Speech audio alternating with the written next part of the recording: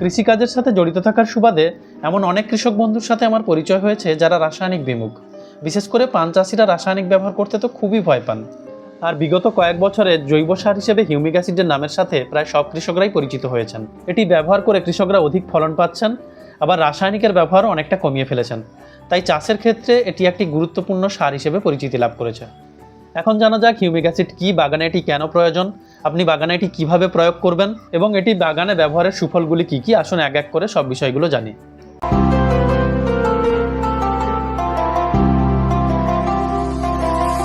আমরা যারা চাষ করি, কেউ ফল চাষ করেন, কেউ ফুল চাষ করেন, কেউ বরজ চাষ করেন, কেউ বাগান চাষ করেন, কেউ ছাদ বাগানে চাষ করেন, আবার কেউ ধান চাষ বা অন্যান্য ফসলের চাষ করেন।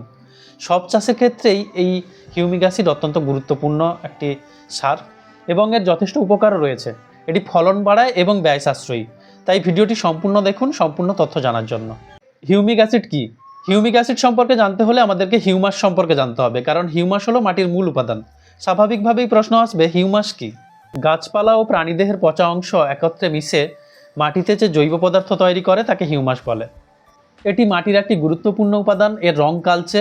একে অ্যাসিড বলা হলেও এর মধ্যে কিন্তু অ্যাসিডের গুণাগুণ নেই, কারণ একে প্রয়োগ করলে জমির পিএইচ মাত্রা কম হয় না। হিউমাস সম্পর্কে আরেকটু তথ্য দিই। আপনারা সবাই প্রায় পটসল মাটি সম্পর্কে পড়েছেন বা কিছুজন দেখেওছেন। পার্বত্য অঞ্চলের মাটিতে দীর্ঘদিন ধরে জৈব পদার্থ জমে থাকে, বিশেষ করে পার্বত্য জঙ্গলে। সে আপনি বাঁকুড়ার জয়পুর অরণ্যেই বলুন আর তরাইয়ের ডুয়ার্স অঞ্চলেই বলুন, এইসব জঙ্গলে গাছের পাতা পড়ে মাটিতে জমা হয়। এই পাতার সাথে গোবর বা জঙ্গলের অন্যান্য পশু পাখির মৃত দেহাবশেষ ইত্যাদি মিশে মাটিতে একটা স্তর তৈরি করে। আর এই স্তরের মধ্যে লক্ষ লক্ষ অণুজীবের সৃষ্টি হয়।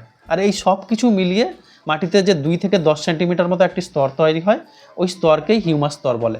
এই হিউমাস স্তরের মধ্যে থাকে হিউমিক অ্যাসিড, যার মূল উপাদান হলো হিউমিন এবং ফুলভিক নামে একটি পদার্থ। আর এই হিউমিকই মাটির সমস্ত রকম ক্ষতিকারক দিককে হটিয়ে মাটির স্বাস্থ্য রক্ষা করে, ফলন বাড়ায়, গাছকে দীর্ঘমেয়াদী ও মজবুত করে। এটা বিজ্ঞানীদের দ্বারা আবিষ্কৃত সত্য। আর এটি এত জনপ্রিয় হয়েছে এর কিছু গুণাগুণের জন্যই। কারণ রাসায়নিক সার অত্যধিক ব্যবহারের ফলে রাসায়নিক সার এখন গাছে দিলে গাছ বাড়তে চায় না, মাটিও অনুর্বর। ওষুধ দিলেও গাছ ভালো হয় না। তাছাড়া আছে আবহাওয়ার মার, কখনো খরা, কখনো অতিবৃষ্টি, আবার কখনো প্রচণ্ড শীত। এইসব ক্ষেত্রে হিউমিক অ্যাসিড ব্যবহার করলে গাছ সক্ষম হয়, গাছের স্ট্রেস কমে এবং ফলন বাড়ে। আর আমরা বাজারে যে হিউমিক অ্যাসিড পাই, এই হিউমিক অ্যাসিডটি মাটি থেকে খনন করে বার করা হয়, তারপরে তাকে বিভিন্ন বৈজ্ঞানিক পদ্ধতির মাধ্যমে তৈরি করে বাজারজাত করা হয়। এখন প্রশ্ন হলো, এটি চাষের ক্ষেত্রে আমাদেরকে কিভাবে সাহায্য করে? এমন একটা জিনিস না, একে যখনই মাটিতে প্রয়োগ করবেন তখনই মাটির গঠন পরিবর্তন হয়ে যাবে। মাটির গঠন মানে আমরা প্রধান মাটি জানি, কয়েক রকম মাটি আছে। এঁটেল মাটি, দোআঁশ মাটি, বেলে মাটি। এঁটেল মাটিতে কি হয়, তার আঁটো ভাব। এই এঁটেল মাটিতে জল দিন, সার দিন, ওটা ভিতরে যেতে চায় না। বা দোআঁশ মাটি তো চাষের ক্ষেত্রে উত্তম, ওটাতে জল সার যায়। কিন্তু বেলে মাটিতে কি হয়, জল সার যাই দেওয়া হয় ওটা নিচে চলে যায়। আর হিউমিক অ্যাসিড এখানে কি কাজ করে? হিউমিক অ্যাসিড মাটির জল ধারণ ক্ষমতা, মাটির বাতাস ধারণ ক্ষমতা, মাটির কণার জোটবদ্ধতা ইত্যাদি বজায় রাখে। তাই হিউমিক অ্যাসিড মাটিতে দিলে মাটির গঠন পরিবর্তন হয়, যা চাষবাসের জন্য অত্যন্ত প্রয়োজনীয়। সুতরাং আমরা যদি এটি মাটিতে দিই, এর ফলে কি হবে?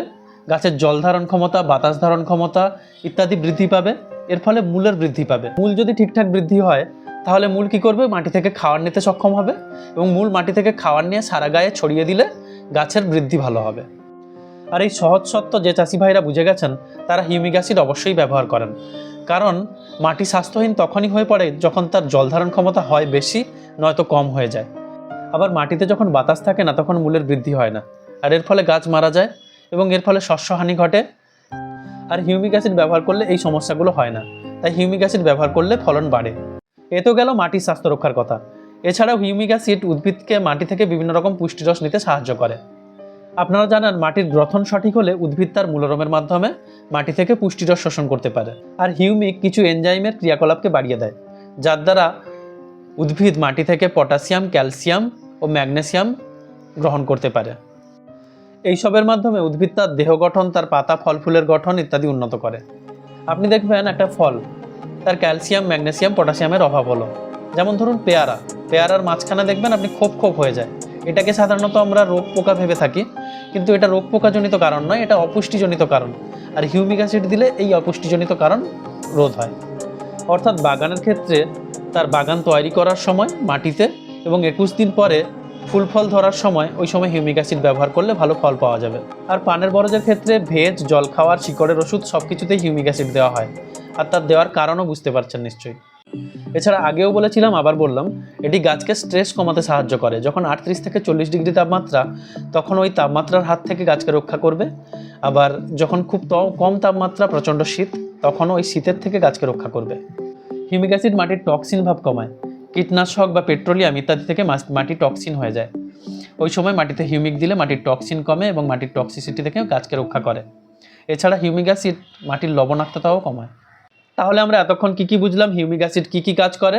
হিউমিক অ্যাসিড মাটির গঠন ও গ্রথন উন্নত করে, মাটির জল ধারণ ক্ষমতা বাড়ায়, মাটির বাতাস ধারণ ক্ষমতাকে বাড়ায়, মাটির এনজাইমেটিক ক্রিয়াকলাপকে বাড়ায়, মূলের বৃদ্ধি ঘটায়, উদ্ভিদের ফুল ফল পাতার বৃদ্ধি ঘটায়, অতিরিক্ত তাপ, বৃষ্টি, শীত, ঝড় ইত্যাদি থেকে গাছের স্ট্রেস কমায়, মাটির লবণাক্ততা কমায়, মাটির ক্ষতিকারক টক্সিন থেকে গাছকে রক্ষা করে, বীজ শোধন ও অঙ্কুরোদ্গমে সাহায্য করে। তাহলে বুঝতেই পারছেন, আধুনিক কৃষি ব্যবস্থায় একটি উন্নততম হাতিয়ার হলো হিউমিক অ্যাসিড। এটি গাছকে প্রায় সমস্ত বয়সেই গাছকে ফলবান রাখতে সাহায্য করে। এটি প্রকৃতিতে আগেও ছিল, এখনও আছে, কিন্তু এর গুণাগুণ অশেষ। তাই বিজ্ঞানীরা ভেবেছেন কিভাবে একে ব্যাপকভাবে ব্যবহার করা যায়। তাই তারা এর আবিষ্কার করেছেন এবং এখন তাই ব্যাপকভাবে এর ব্যবহার করা শুরু হয়েছে। তাই বিজ্ঞানীরা একে আবিষ্কার করেছেন কৃত্রিমভাবে দানা, ডাস্ট ও লিকুইড ফর্মে। তাই আপনার বাগানে একে ব্যবহার করুন, অবশ্যই লাভবান হবেন।